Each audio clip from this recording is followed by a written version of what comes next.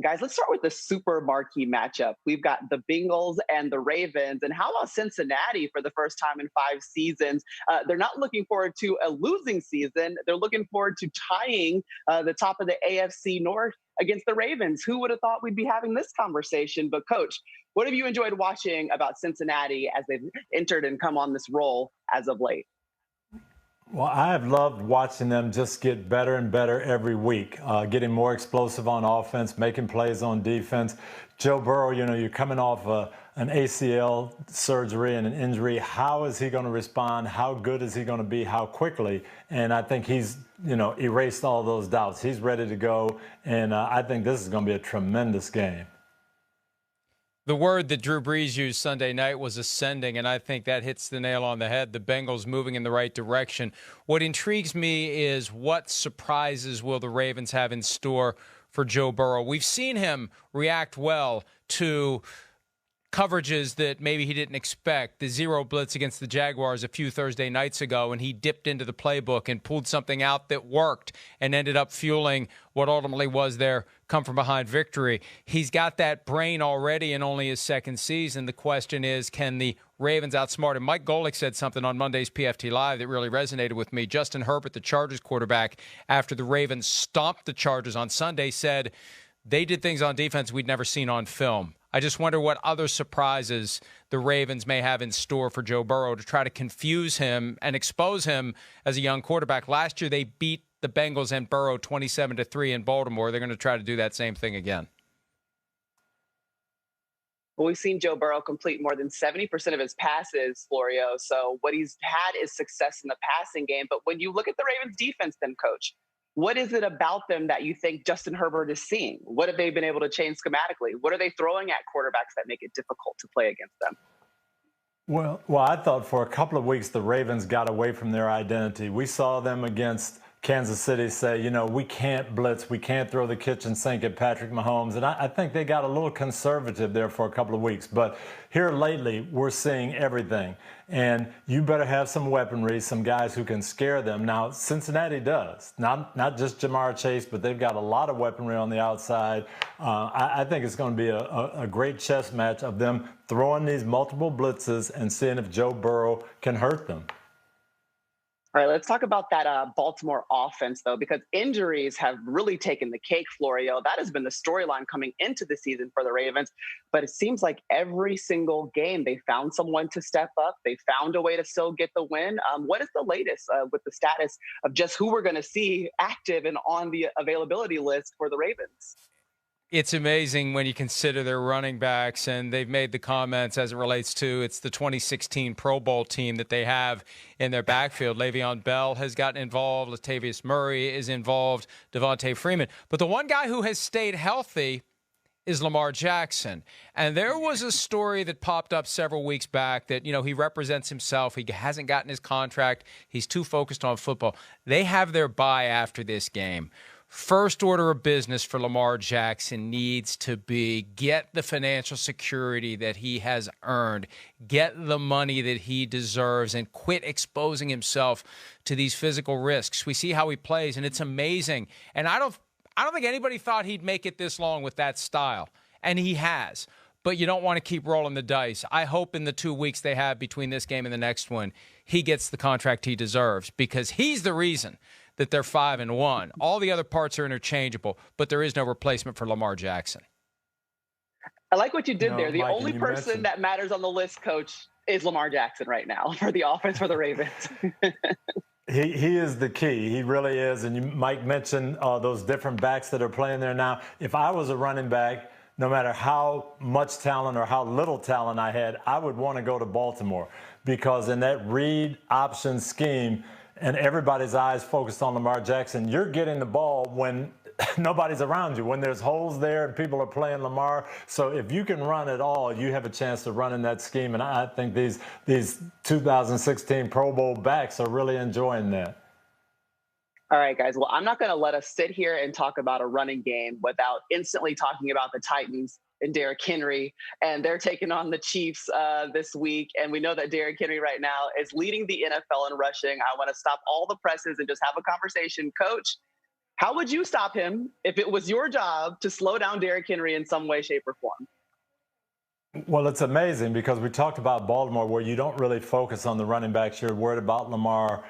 Every team is coming in saying, we've got to take away Derrick Henry. We've got to stop Derrick Henry. And they stop him for a quarter and a half. Sometimes they stop him for 2.5 quarters. But somewhere along the line, he revs up a big run. He gets stronger as the game goes on. And at the end of every week, he's got 120 to 175 yards. And I haven't seen anything like this in a long time. I think he's going to roll through Kansas City. I don't think they have a great run defense. I think this is going to be a really, really high-scoring game. But I would look for him to get close to 200 yards. I really do. It's amazing he had only 58 yards week 1 against the Cardinals. Since then, he's done so much. He's on pace for 2,283 this season, which would be a record. A 17th game helps, but having Derrick Henry helps you get there. And I felt so bad for Micah Hyde this week. He broke into the free against the Bills. And Micah Hyde was like diving on a grenade. He had no choice. He had to take the hit. He was the last guy. But if you get in Derrick Henry's way, the only thing you can do is try to hit him as low as possible so he doesn't put you down on the ground like he did with so many others that we've seen over the years. I just wish that we would all appreciate him. Not us. I think we do. But I think fans don't appreciate this guy for what he is. He's a modern-day Jim Brown. He's Adrian Peterson of this decade. We appreciated Adrian Peterson when he was doing what he was doing. I just feel like maybe it's because the Titans aren't one of those short-list sizzle teams, but what Derrick Henry's doing is really special, and I hope that he gets the notoriety and the attention he deserves for it. Gloria, I can promise you one thing. We will do it right here on our preview show, okay? Every single week we're going to come back to it, and we're going to be like, Derrick Henry is doing something we haven't seen before, okay? We're going to do it every time. But 5 straight games, he's had at least 100 yards rushing, so we have to certainly give him a lot of credit for what he's been able to do, knowing that people come in wanting to stop him and have not found a way to. But on the flip side of that, let's talk about what we've seen from Kansas City because, Coach, when you talk about him, when you talk about trying to get back to fundamentals, you talk about how you have to do the very ordinary things well. I don't even know the quote. You're going to remind me of it. I'm sorry, I don't remember it. But we know that Patrick Mahomes has had 8 interceptions, and he's lost some fumbles, and it's just been a difficult season so far for Kansas City, and it hasn't been seamless. So come on, coach us up. Tell us what we need to see from KC. Yeah, I thought last week was a perfect example of Kansas City football in 2021.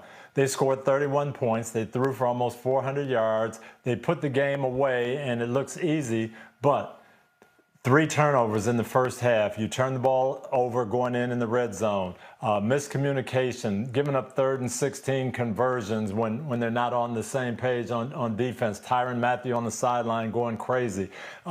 That's been them. And they're still talented enough. They're explosive enough. They're going to win their share of games. But I think to get back to that championship level, they're going to have to start really playing good football, not just explosive football, but good, solid football, fundamentally sound. And so far, we haven't seen that from Kansas City. And I feel like they've lost their swagger to a certain extent, that inevitability that they're going to get you at some point, that they're going to score 28 points in 7 minutes and you can't do anything about it. I don't think they believe it anymore. The opponents don't believe it anymore. And this is a huge game for them because if they lose this and fall to 3-4, I don't know what the magic number is for losses this year with 17 games. I don't know when you end up on the outside looking in. But they may have to scramble to get the 6th seed or the 7th seed if they don't win a game like this one. They got some tough games coming up. They got the Packers in a couple of weeks. They've got to prove that they can win some games and reestablish, or it's going to be a tough road for them in the postseason. And with that defense, if you just can't stop anybody, you can't count on 30 to 40 points every single game. Gloria, I'm coming back to you with Chris Jones. Will he be making his way back to the field and the difference you think he could help make on Kansas City's defense? He's been limited so far this week in practice. I think it seems like he'll be good to go, but they've really missed him. And this experiment this year, moving him outside, I don't know, maybe you kick him back inside against a team like the Titans. When they faced the Titans in the 2019 AFC Championship, that was when Derrick Henry was first having his Jim Brown run. And the Chiefs found a way to slow him down just enough. And they were down 10 points in the first half, and they came back and won that game. I think they would be well served to have Chris Jones in the middle to try to keep Derrick Henry from that moment where he pops through the line and then he's gone. No question about it, Mike. They need Chris Jones back, and they need to get him back inside. That's where he's great. That's where he's dominant. Don't take a great player and move him to a spot where he's just going to be a good player. And I think that's what they've done to get some of that swagger back that you're talking about. Put that dominant defensive tackle back where he belongs and let him wreak havoc inside. All right, we'll see if the swagger, the identity of the Kansas City Chiefs comes back against the Titans. What we know for sure is we will talk about Derrick Henry next week, because we are going to be on Derrick Henry Watch the entire season right here on our preview shows. The next game I want to talk about, Lions and Rams, which basically means Jared Goff and Matthew Stafford. Mike Florio, could you just remind us of the storyline and how we ended up in this place where these two quarterbacks have been swapped and now they're facing off against their former teams? It really is an amazing development in the aftermath of Super Bowl 53, when Jared Goff could have won the game, didn't see Brandon Cooks open, threw it late. We know the rest. The Rams lose. They only scored 3 points. The Rams nevertheless gave Jared Goff a major contract.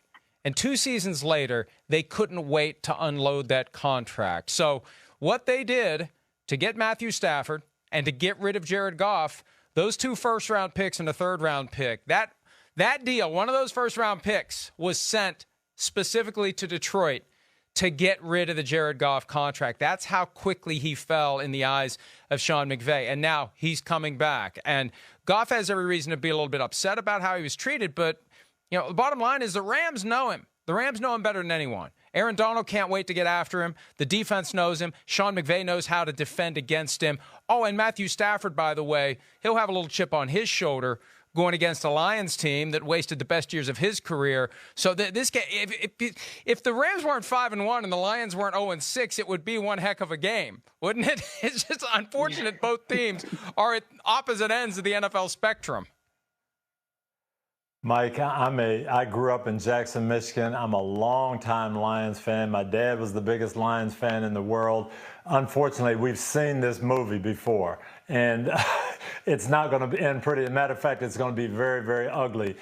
Jared Goff is a good quarterback. He's a very good quarterback when he's in the right situation. When he was with the Rams and they had running game and they had defense and you're playing from ahead, he looks very good. He is not the kind of guy who can carry a team and do it on his own, and that's what the Rams are going to force him to do. The Rams are going to score points. The Rams are going to crowd the line of scrimmage and take away the run, and they're going to say, Jared Goff, you have to beat us. And I think it could get very ugly for the Lions. Well, right now, you know, Jared Goff is still looking for his first win in his NFL career without Sean McVay being his head coach. And the Lions are the only winless team we still have in the NFL. So it'd certainly be an uphill task. We're not saying it's impossible, but the storylines entering the game are enough for us to tune into the game. All right, let's move on to our next marquee matchup. It's the Bears and the Bucs. And so remember, a week ago in Chicago, we saw Aaron Rodgers saying that he still owns the Bears.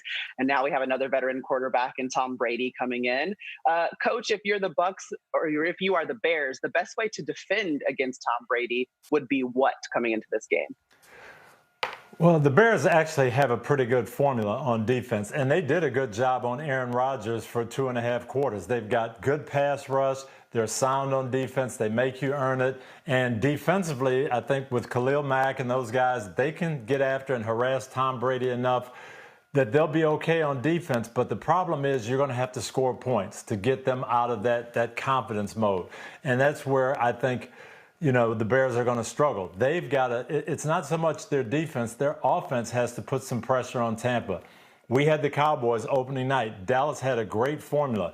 RPOs, make everything look like run, make that front seven of the Bucs defend the run, and then throw the football. And they could do that with Justin Fields. But they're going to have to put it in his hands. They aren't going to beat Tampa running the ball. They aren't going to put up a lot of points, power football. Justin Fields has to throw it against this defensive front and throw it when they're not anticipating pass.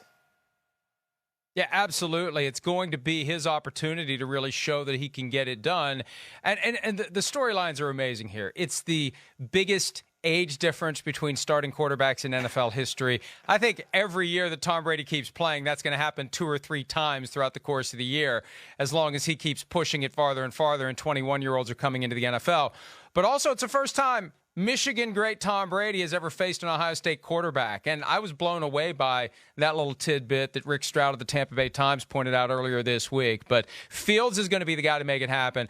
And it's a bad spot for the Bears because Tom Brady's going to want to atone for this from last year when he thought it was fourth down and it wasn't fourth down. It was fifth down against the Bears. And Justin Fields had nothing to do with that. He was in Columbus. But I think Tom Brady's going to have a little extra because he screwed it up. He's going to want to destroy the Bears because of that moment from last year. And it's not good if you have, a three-time MVP coming in, the reigning Super Bowl champion, with any type of vendetta against your team. But you're right. Let's talk about the rookie, though, and Justin Fields. And you guys mentioned it already, the fact that the Bears, they're last in the league in total offense, but they're seventh in rushing. So what is left to be desired is that pass game. How do you find ways to just make him feel comfortable? How do you find ways to help him build trust in himself and the entire offense, Coach? I mean, still young, as Florio just pointed out. Last season, he was trying to figure out how to beat Clemson in a playoff game, let alone now being the quarterback of the Chicago Bears and facing Tom Brady. Yeah, I know we're going to talk Indianapolis and San Francisco a little bit later on, but Frank Reich, to me, at Indy is a great example of what needs to be done with Justin Fields. Frank Reich learns his quarterback, and he knows what the quarterback's comfortable with, and then he calls plays that really fit into the strength of that quarterback. Carson Wentz is playing some good football now under Frank Reich, like he did in Philadelphia. To me, that's what Justin Fields needs. Somebody who's Matt Nagy. What does Justin Fields do well? What are the plays that he likes? How can we get him going and get him comfortable? And I think that's what we need to see from the Bears offense. And that's a great point, Coach. And when we think back to Matt Nagy's obsession that we saw unfold from late April until late September of Andy Dalton to be the guy, he's the guy. Everything they did in anticipation of this season was premised around Andy Dalton being the quarterback. Think of all the time that was wasted that could have been spent fashioning an offense that is suited to the skills and abilities, the strengths and weaknesses of Justin Fields, and what better position they'd be in as an offense if they just embraced Fields as the starter from day one. And think about all the practice time think about all the practice time that Justin Fields missed when Andy Dalton was getting 90% of the snaps as the starter, which he should, but that really has worked against Justin Fields too. So hopefully they're getting a better feel for him and now understand a little bit more of what he does well. I think that sets up a great transition to our Sunday night football game and talk about a quarterback shuffle a little bit with the Chicago Bears. But due to injury, we've seen a quarterback shuffle too with the 49ers, Trey Lance and Jimmy Garoppolo. Florio, what would be the latest on what we expect to see on Sunday night? Well, Jimmy Garoppolo is good to go with the calf injury that he suffered a few weeks back, caused him to miss a game. They had their bye week last week. Now, Trey Lance emerged from the most recent game with knee swelling, and he may not be available at all for Sunday night. So it's the Jimmy G show. And the 49ers, I think, are in this mode where they're going to ride Jimmy G while he's healthy. If he gets injured, they turn to Trey Lance. But at least for now, Garoppolo gives them the best chance to win. And I think that is an indirect recognition of the fact that Trey Lance hasn't become what they thought he would be. Jimmy Garoppolo still has the faith of the locker room. Kyle Shanahan is smart enough to know not to get the locker room on his bad side or to get on their bad side. You know what I mean. Regardless, they're going with Jimmy G, and they got to turn this thing around because they're 2-3. They lose this game and fall to 2-4, and we have to start thinking about whether or not the 49ers are going to miss the playoffs, just like we have to worry about the Chiefs maybe not getting in either. And I really think this helps San Francisco. To me, this will get them back to their identity. When San Francisco made that Super Bowl run, it was strong running, play-action passes off it, and swarming defense. And they got ahead of people. They won the time of possession battle. They made you defend the run. Well, we've been in now a little bit of what are we going to do with Trey Lance? Is it going to be read option? How are we going to use him? They had backs who were hurt, so maybe we can't run it as effectively. This may force them to get back to that here's who we are. This is our roots. Run the football, pound it. Jimmy will throw the play-action passes off of that, and that's who we are. I think we're going to see the very best of San Francisco on Sunday night. All right, Coach, tell us who the Indianapolis Colts are. And if you don't mention Jonathan Taylor, I'm not just saying this because his last name is Taylor, but I'm going to be sad. I loved watching him in college at Wisconsin, a great kid. So go ahead, the Colts. I think they are discovering what he can do for them and how he can produce big plays. If you've got that home run threat on the outside that people have to defend, they can't put that safety up in the box. Now Jonathan Taylor becomes that much more effective, and he has shown that when he gets to the secondary, he can go to the house. So I think explosion on offense, running the ball with Jonathan Taylor, throwing it with T.Y. Hilton, again, that's how you're going to see the best of Carson Wentz. And, you know, the thing about Taylor that's so impressive, he had so much wear and tear at Wisconsin, and that was one of the concerns coming into the NFL, and that may be why he wasn't a first-round pick. You know, we see Saquon Barkley. Somebody made the point this week, and I wish I remember who it was so I could give them credit for it. Jonathan Taylor basically is becoming what Saquon Barkley was supposed to be.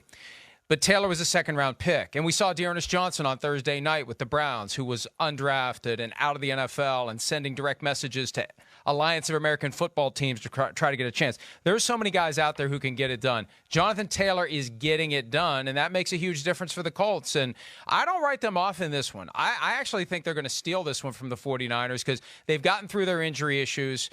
Taylor, if they ride him, and Carson Wentz knows how to keep himself healthy, hopefully. The Colts are better than they've been.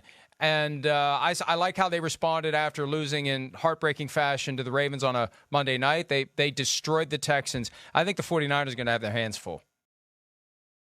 Hi, I'm Mike Tirico, and thanks for watching. Make sure to hit subscribe for the latest news and highlights from NBC Sports.